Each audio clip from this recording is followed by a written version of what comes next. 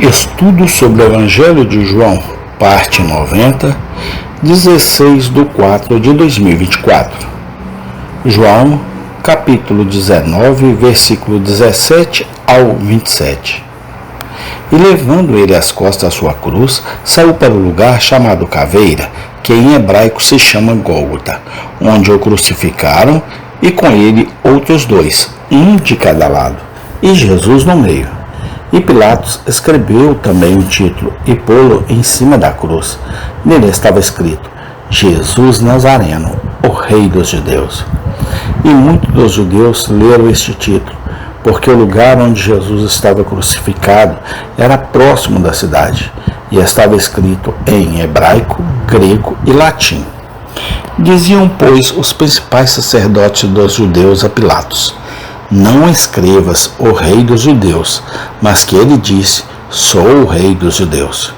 Respondeu Pilatos: o que escrevi, escrevi. Tendo, pois, os soldados crucificado a Jesus, tomaram suas vestes e fizeram 4 partes, para cada soldado uma parte, e também a túnica. A túnica, porém, tecida toda de alto a baixo, não tinha costura. Disseram, pois, uns aos outros: não a rasguemos, mas lancemos sorte sobre ela, para ver de quem será, para que se cumprisse a escritura que diz: repartiram entre si as minhas vestes, e sobre as minhas vestiduras lançaram sortes. Os soldados, pois, fizeram estas coisas. E junto à cruz de Jesus estava sua mãe e a irmã de sua mãe, Maria, a mulher de Clopas, e Maria Madalena. Ora, Jesus, vendo ali sua mãe, e que os discípulos a quem ele amava estava presente, disse à sua mãe: mulher, eis aí o teu filho. Depois disse ao discípulo: eis aí tua mãe. E desde aquela hora o discípulo a recebeu em sua casa. João 19, 17 a 27. Aquele que pode ler uma passagem como esta, sem um profundo senso da dívida do homem para com Cristo, deve ter um coração muito frio ou muito impensado. Grande deve ser o amor do Senhor Jesus para com os pecadores, quando ele pôde voluntariamente suportar tais sofrimentos para a salvação deles. Grande deve ser a pecaminosidade do pecado, quando tal quantidade de sofrimento vicário era necessário para fornecer redenção. Devemos observar primeiro, nesta passagem, como nosso Senhor teve que carregar sua cruz quando saiu da cidade para o Gólgota. Não precisamos duvidar de que havia um significado profundo em todas as circunstâncias. Por um lado, era parte daquela profundidade de humilhação a que nosso Senhor se submeteu como nosso substituto. Uma parte da punição imposta aos criminosos mais vis era que eles carregassem sua própria cruz quando fossem executados. E esta porção foi colocada sobre nosso Senhor. No sentido mais amplo, ele foi considerado pecador e considerado uma maldição por nossa causa. Por outro lado, foi um cumprimento do grande tipo de oferta pelo pecado da lei mosaica. Está escrito que o novilho e o bode dados como oferta pelo pecado, cujo sangue Arão trouxe para o lugar santíssimo para fazer expiação por Israel, serão lavados para fora do acampamento para ser queimado. Está escrito: assim também Jesus sofreu e morreu fora das portas da cidade para santificar o seu povo, derramando o seu próprio sangue. Hebreus 13, 12. A lição prática que todos os verdadeiros cristãos devem colher do fato diante de nós é aquela que deve ser mantida em contínua lembrança. Como nosso mestre, devemos nos contentar em sair fora do acampamento levando o seu vitupério. Devemos sair do mundo e ser separados e estar dispostos, se necessário, a ficar sozinhos. Como nosso mestre, devemos estar dispostos a tomar nossa cruz diariamente e ser perseguido tanto por nossa doutrina quanto por nossa prática. Bem seria para a igreja se houvesse mais da verdadeira cruz para ser vista entre os cristãos. Usar cruzes de material como ornamento, colocar cruzes de material em igrejas e túmulos, tudo isso é um trabalho barato e fácil e não envolve problemas. Mas ter a cruz de Cristo em nossos corações, carregar a cruz de Cristo em nossa caminhada diária, conhecer a comunhão de seus sofrimentos, tornar-se conforme a sua morte, ter afeições crucificadas e viver vidas crucificadas, tudo isso requer abnegação, e os cristãos deste selo são poucos e distantes entre si. No entanto, isso, podemos ter certeza, é o único a carregar e carregar a cruz que faz o bem no mundo. Os tempos exigem menos da cruz externamente e mais da cruz interna. Devemos observar, em segundo lugar, nesta passagem, como nosso Senhor foi crucificado como Rei. O título colocado sobre a cabeça de nosso Senhor tornou isso claro e inconfundível.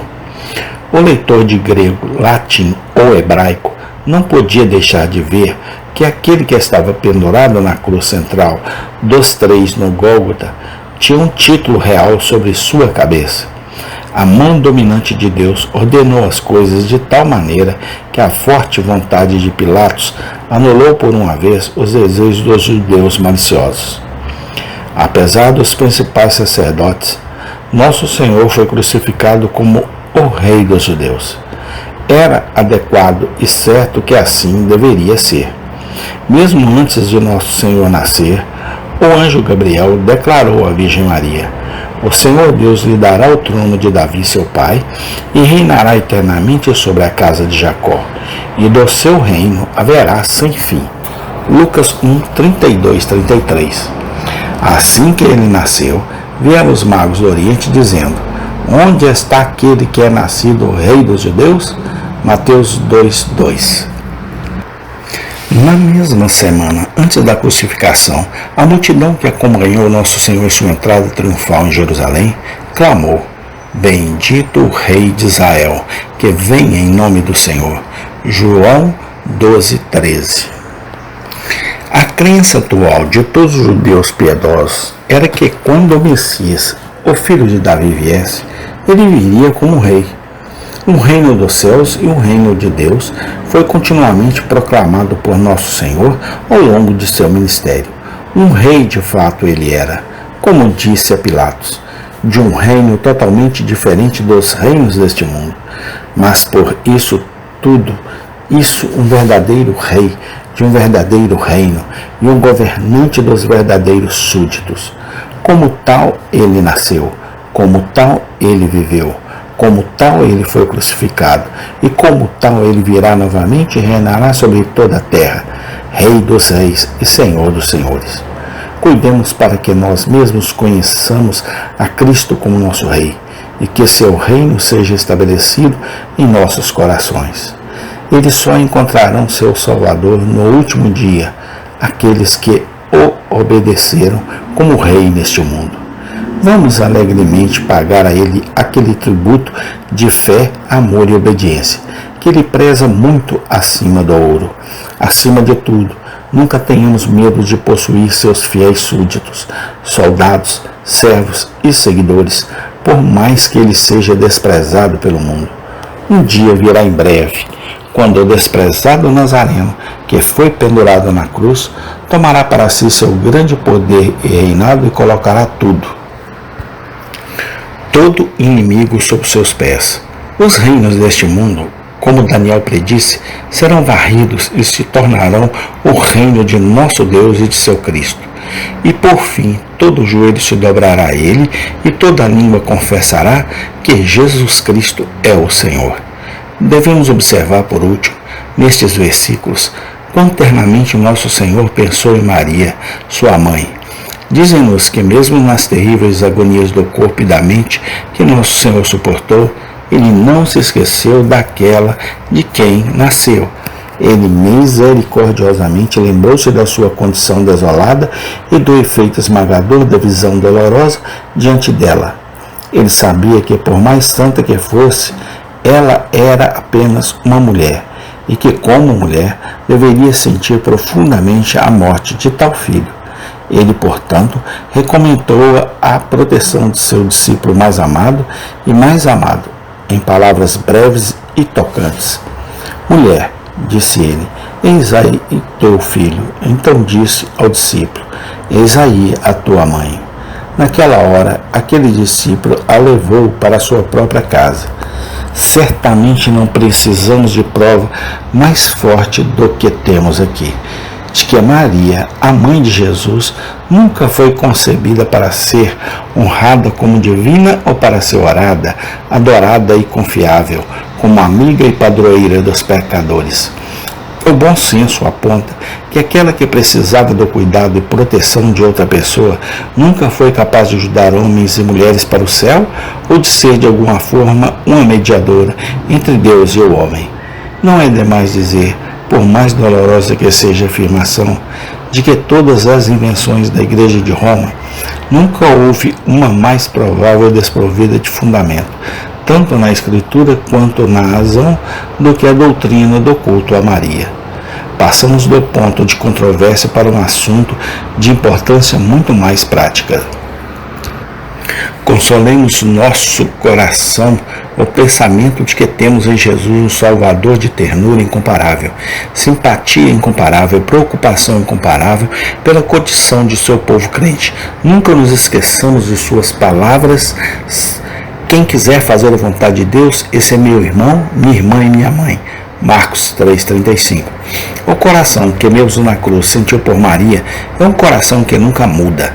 Jesus nunca se esquece de ninguém que o ama e mesmo em seu pior estado se lembra de sua necessidade. Não é de admirar que Pedro diga, lançando sobre ele toda a sua ansiedade, porque ele tem cuidado de você. 1 Pedro 5,7. Amém. Tem continuação. Obrigado, Senhor Deus, porque o Senhor tem me ajudado, hoje e sempre, eternamente. Amém.